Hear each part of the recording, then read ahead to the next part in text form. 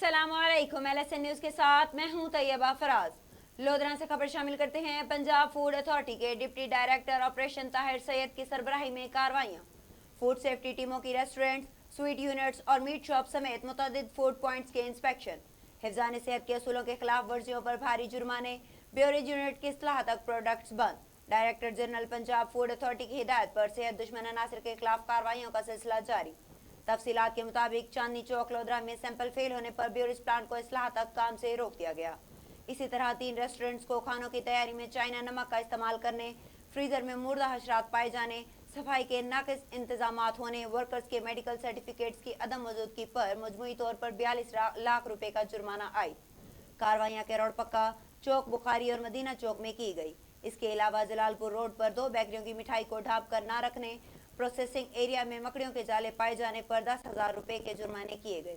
मजीद main Multan road पर खुराक में मुर्दा हशरात पाए जाने, दी गई हिदायत पर अमल दरामद न करने पर ड्राई फ्रूट शॉप को 15,000 रुपए जुर्माना आयद किया गया।